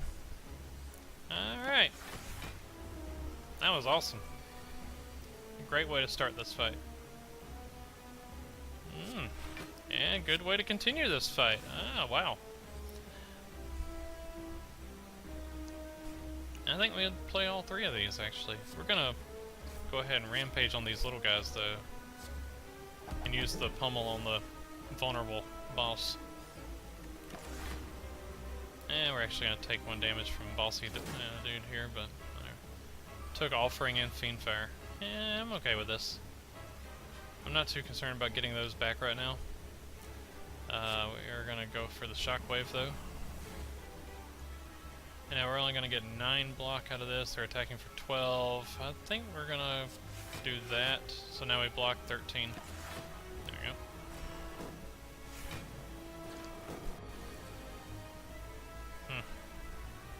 And now they just want to be a pain in the butt.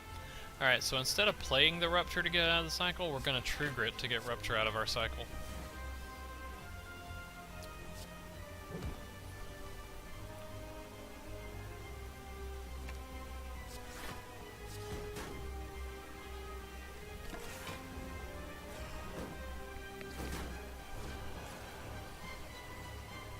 And of course, the turn we're intangible, nobody's attacking.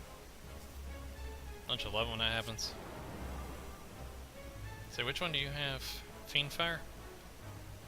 Do I want to exhaust this hand? You have Offering. Yeah. I could exhaust this hand. Do I? I don't know if I want to burn the Fiendfire right now either. Hey, you know what? No, I'm not going to do it. And do that, and yeah. Alright. I'm down with that. We got Fiendfire and discard. We could headbutt it. Hey, here comes a Hyper Beam.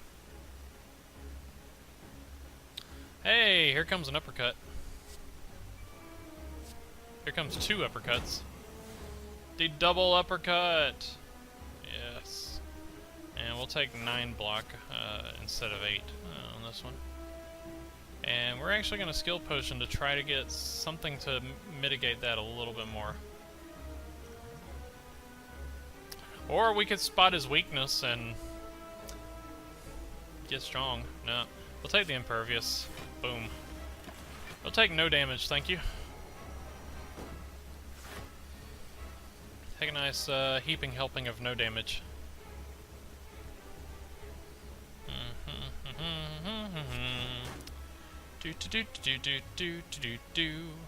Headbutt you to put the Fiendfire on top.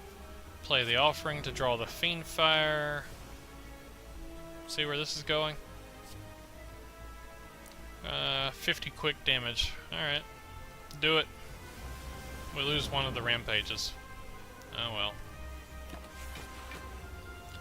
Let's hit him for 50 that turn. I'm okay with this. Would have been better if I also lost 1 of the True Grits by doing that. But whatever.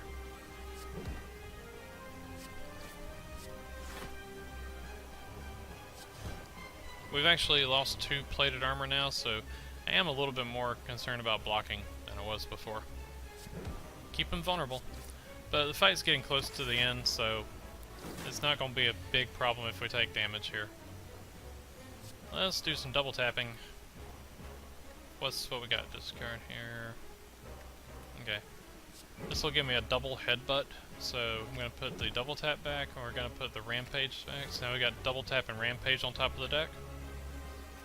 And because we just played double tap, our next attack just upgraded, so we still have one more attack that's going to get duplicated. And we're going to let that be 18 damage, or yeah, 18 damage. There we go. And then we'll do that just one more vulnerable stack plus 6 damage, why not? And then, just because I can...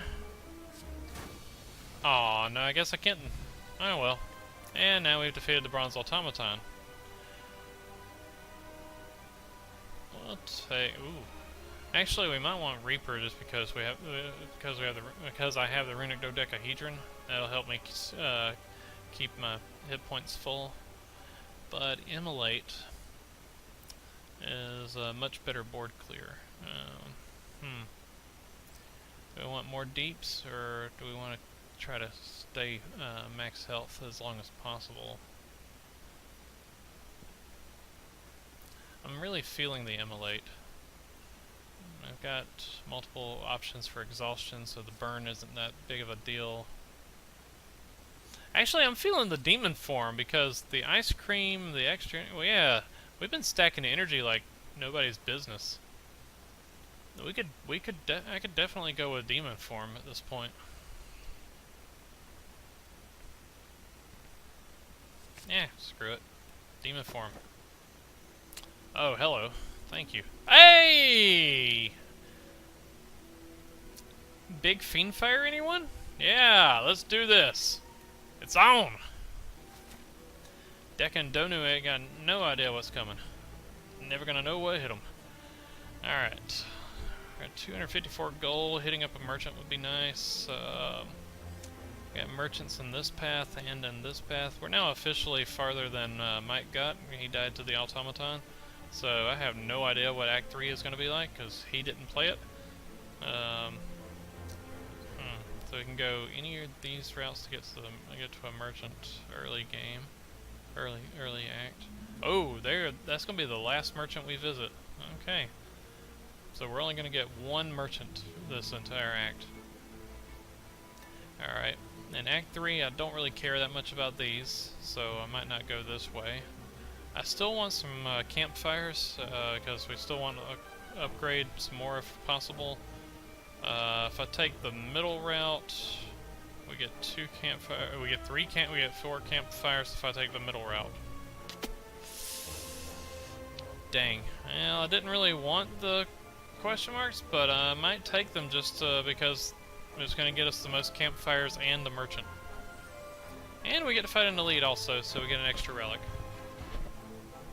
I guess we're going this way.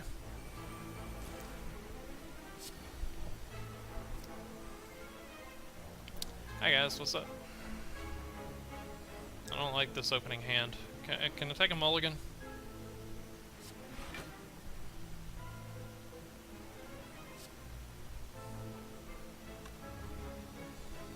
Eh.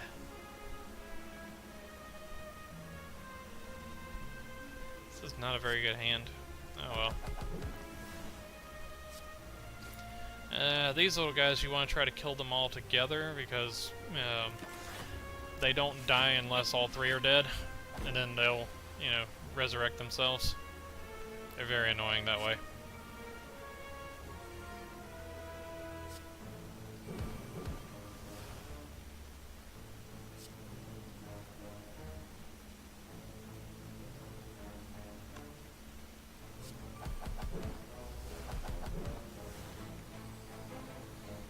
I'm mostly doing that to not take his damage. We got 14 coming at us. We're blocking 10 as usual. We're gonna True Grit the strike so that we can block more. So now we're blocking 9 and 4, blocking 13 out of 14. A lot better. So we're gonna throw up that defend also. So now we just block it all because I want the Runic Dodecahedron to give me more energy next turn. Hey, there's the demon form, but I don't really think we're gonna need it. True Grit the wound, get rid of that. Throw some anger at this guy. We got anger issues here. 16. Let's see, yeah, we're gonna need to block more. Let's go ahead and demon form and save some energy. All right, this little Pudknocker comes back, but he doesn't have full hit points at least. So, Shockwave, Thunderclap, keep everybody vulnerable. Let's throw up an offering, and yeah, I know we just lost Runic Dodecahedron because of that. But I'm not that worried about it right now. Get rid of you. Get rid of you.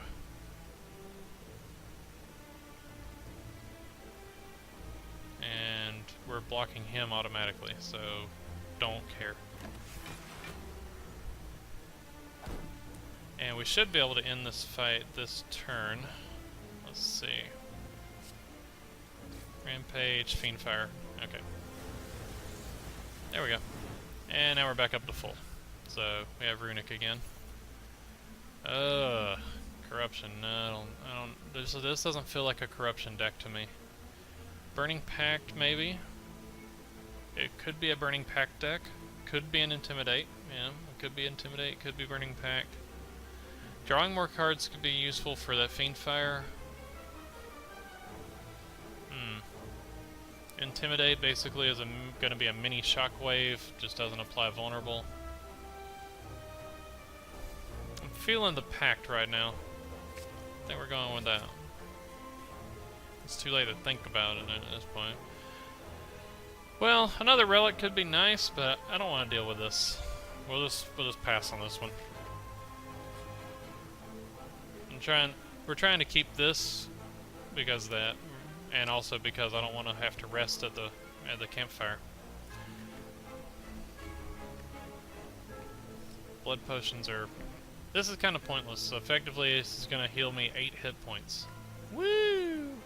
Really awesome, considering we've got gain 2 energy, draw 3 cards, heal 8 hit points. Yay! Yeah, blood potion is very underwhelming. Unless you've built up a lot of max hit points throughout the run, you don't really want a blood potion. So, it doesn't really matter. We'll take the swift potion just to have something, really.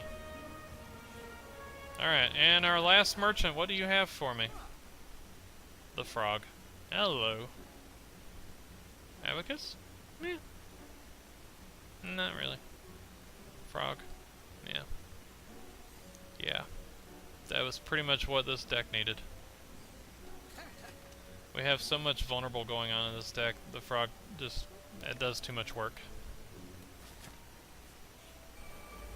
Oh, okay, this one just became a regular fight. Alright. That's fine. For this fight, we don't want to cleave or use our Thunderclap, because we will inevitably hit this guy by doing so and take thorn damage. So if we're going to do that, we need to block first. So, I mean, I could block, then cleave, and that solves the problem. So, you know, no problem. Unfortunately, we're taking more damage than we're blocking, because we have 2 block right now. So we're only going to have 6 total. I don't know if I really want to use that. Yeah, we'll go ahead and use it. It's not like I was going to do much with it anyway. Alright, we can get rid of this guy. So we have 6 block, we'll take 1 damage. Yeah, whatever.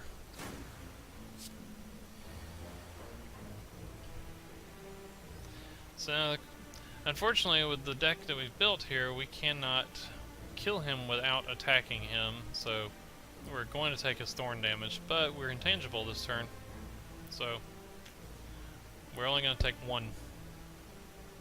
And HP loss. Wait, I wonder, does that work with offering? I don't know, but we're going to... Yes, it works with offering. Oh, that is dumb. That is super dumb. Yeah, let's double tap. We'll go ham. Oh, yeah, there was no target. Okay. We'll trigger it first just because I don't feel like taking his thorn damage. No. Let's get rid of the Thunderclap. I don't need that anymore. Rampage! Cool.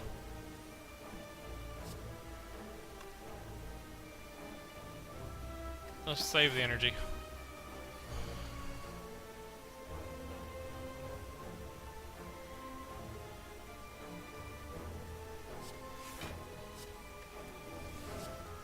think this causes thorn damage to hit multiple times. It does. Oh well. It's alright. Flame barrier is nice. Yeah, we'll take it.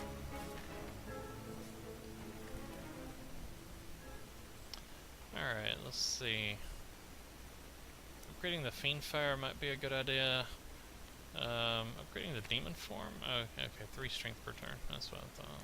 I was hoping it was cost reduction, but... You know, 16 block and 6 thorns. 8 damage. Draw 3. I'm not that worried about that. This is mostly for exhaust, not really for card draw. At least what I'm going to be using it for.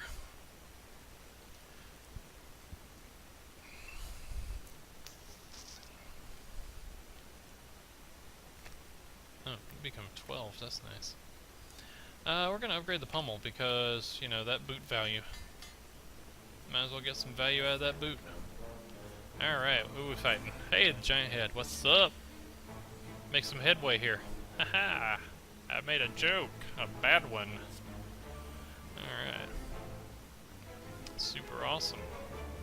Oh, this is worth 8 block? Well, that's 2 more than this is worth. Instead of 10, we'll have 12. Take 1 damage. Yeah, that sounds good. Let's get angry. Yeah, we could go ahead and offering this turn. We'll hold on to it.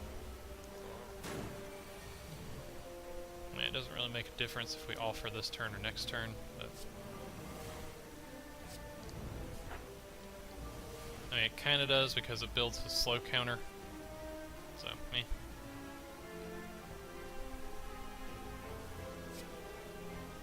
Aw, we're not getting any value out of the boot from this.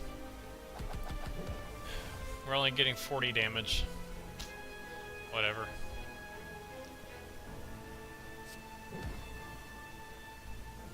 Yeah, we've got our... Okay, we got 9 block automatically. We'll save the energy. No real reason there, it just felt like it. This is just getting rid of the wound. Don't need the block, just getting rid of the wound.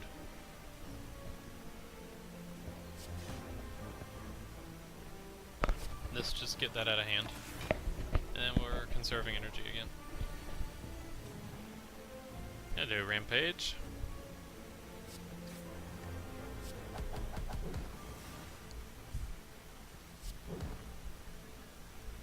Hello, Rampage. And we'll save the energy once again.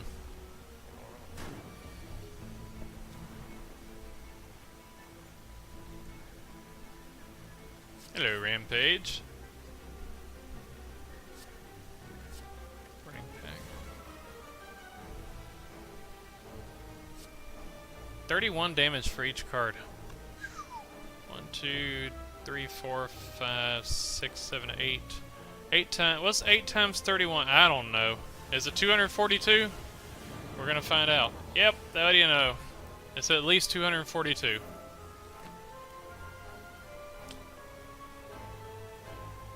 Still, this does not help me. This is... another true grit. Alright. That could be worth it, but... Yeah, we already got 2. We're doing good with that. I don't need it. Alright, like SpongeBob said, I don't need it.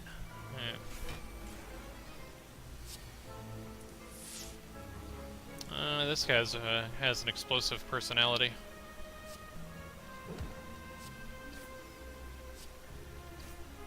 Like, oh, you thought you were angry? I'm explosive. And even though he's the only one attacking, so I'm not worried about blocking. Because, you know, it's already covered.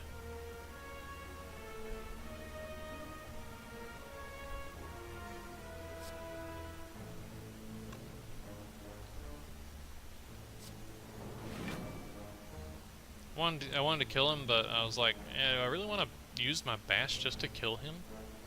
That flame barrier, let him kill himself. We're gonna have 16 block, we're taking 19, so I want a little, yep, there we go. Now we've blocked everything. And we're just gonna stop, we're just gonna end the turn there. There we go. Easy peasy. Lemon squeezy. Shockwave, we're gonna burn through a couple of charges of his artifact. So what else? We're gonna end up fiend firing this guy to death. Most likely.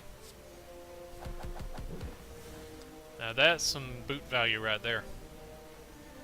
Just did, what, 25 damage to him with an attack that's only supposed to do 10? Talk about value. Alright.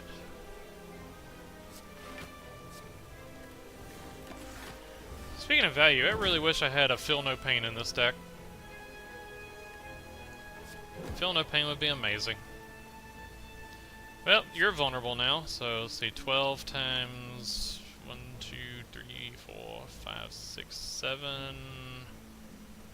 12 times 7, that's 70 a lot. Yeah, it kills him. Told you I was going to fiend fire him to death. Alright. Don't you love that math? What's 12 times 7? 70 a lot. It's actually 84, so... Well, another pummel for the boot value, or an intimidate for the mini shockwave. It's not upgraded though. We'll pummel. Might as well get more value out of that boot. Hey, a push belt. Sweet. I actually found out during one of my endless runs that if you get the potion belt and get these, you know, after you get these 2 potion slots, if you lose the potion belt, you do not lose these 2 potion slots. And then if you get the potion belt again, you have 2 more potion slots. Isn't that awesome? I think it's awesome. Let's bash this guy. And look at there. Boot doing some work!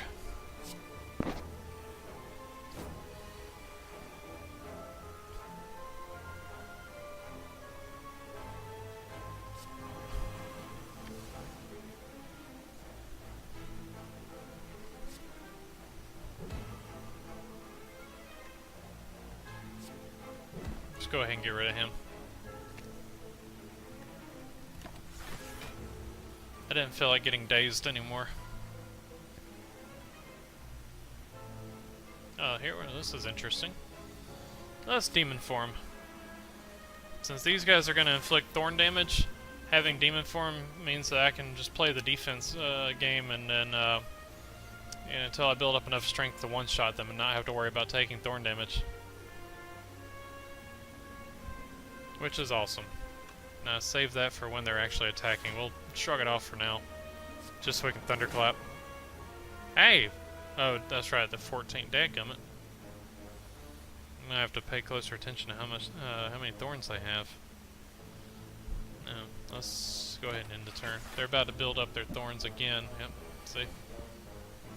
Attacking these guys becomes more dangerous than letting them attack you. You know, it's nice if we got something that copies our attacks. It would be really nice if we had something that copied our... No, that's right. Silent has something that copies skills, doesn't she? I think she does. Can't remember. Oh well. Anyway, where was I?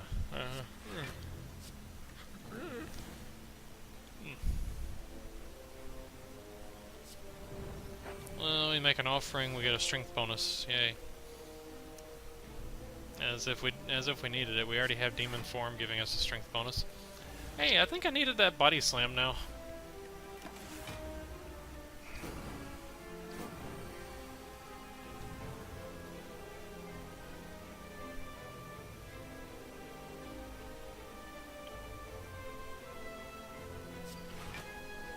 Alright, let's get some blocking going on here so I don't have to worry about his thorn damage. Smack this guy around. End turn.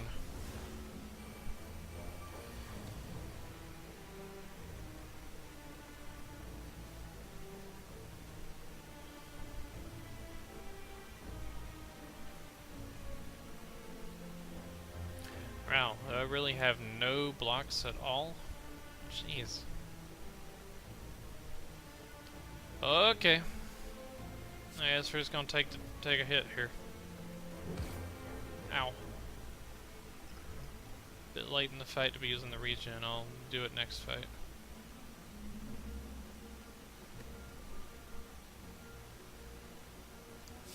I'm actually going to play this to get it out of hand just so I can have a little more hand space to draw cards.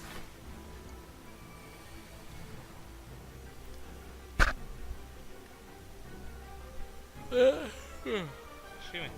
That was not what I was looking for.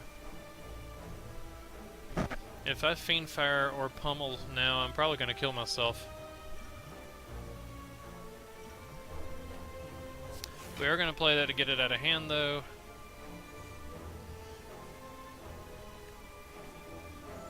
And unfortunately, we're going to end the turn.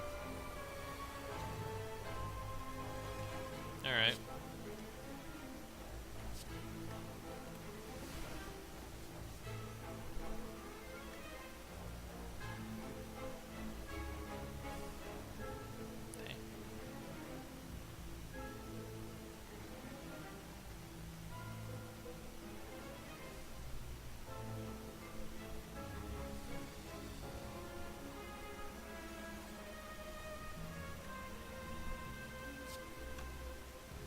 We're going to rely on our auto block up here. Thank God for that demon form. My hand is too full. Yep, there's that problem. We gotta play something just to get it out of hand so we can draw a card. Uppercut, you are not what I was looking for right now. I mean, I'll take 15 in order to deal 30, I guess. I don't think their thorns get any higher than 15, though. So we could just... Yeah, I think we can, at this point, just keep passing turn and let our strength build up until we can one-shot it. That way we take the thorn damage once and be done with it. That's what we're gonna do. We're just gonna pass turn until we get up to enough damage to just kill it in one hit.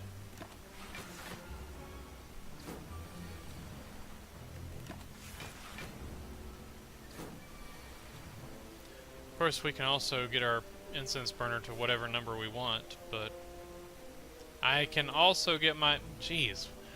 When am I going to start speaking in the correct... whatever.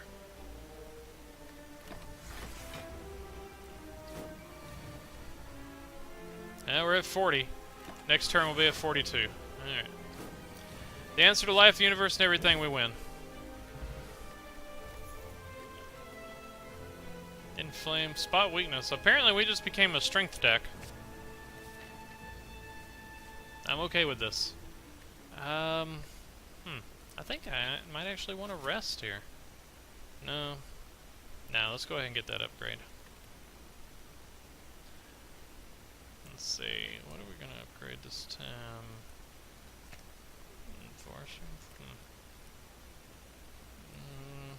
I think it's time to upgrade the shockwave.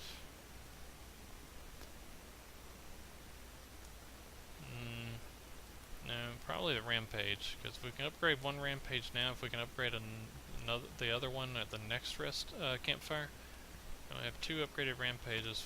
Fight Dekon Donu. I feel pretty good about that. Oh, the Tesseract. I don't really want to take any extra damage here, so we're just gonna go 1 and see what we get.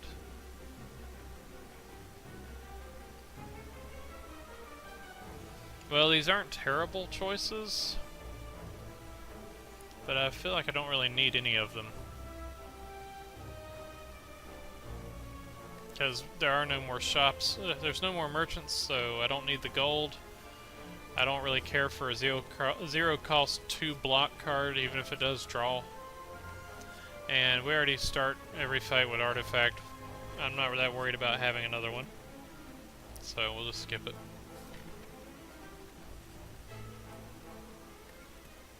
So let's upgrade the other rampage.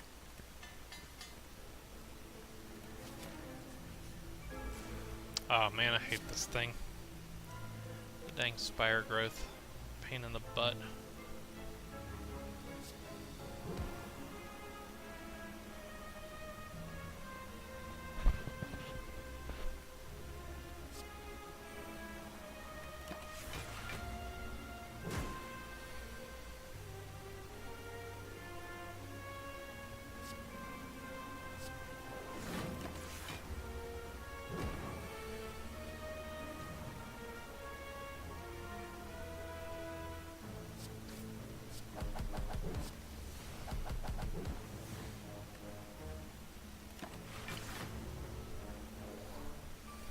Ah, oh my goodness, he couldn't wrap me up because of that? Holy crap. I didn't think that counted as a debuff. Wow. We got 1, 2, 3, 4, 5, 6, 7, 8, 9 times 11 is 99. You're dead.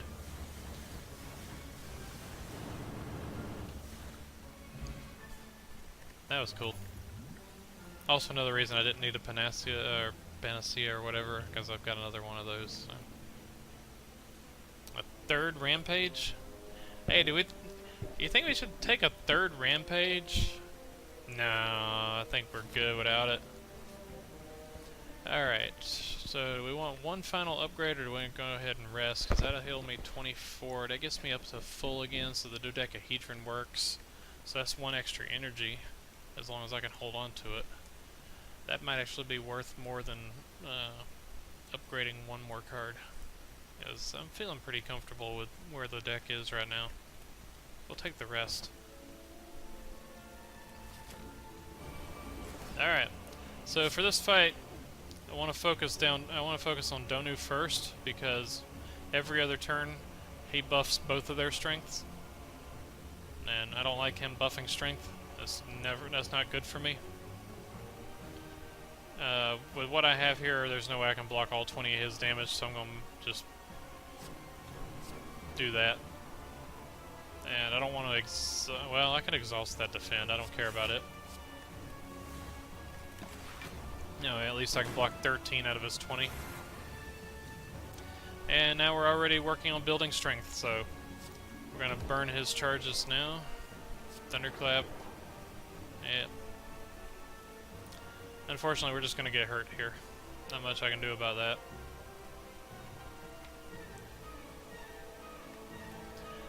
Spot weakness will be really good for this fight because one of them will always be attacking every turn. We'll go ahead and take the skill potion. There's nothing, because we're playing this custom run, there's nothing after this fight, so there's no reason for me to save potions at this point.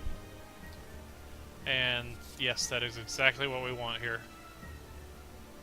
I just don't want to use it yet.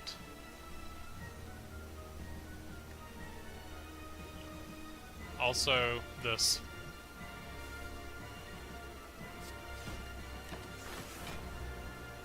And we have ice cream, whatever. Also this. Why not?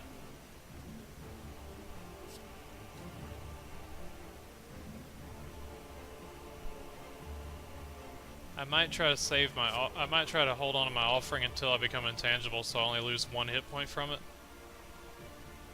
Seems like an idea. Well, this is just stupid already. 12 damage 5 times. Good lord.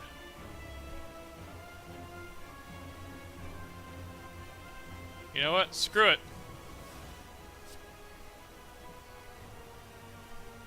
22 times 5, that's 100 and something. Jeez. I think we just killed Donu. I just killed Donu. Good lord.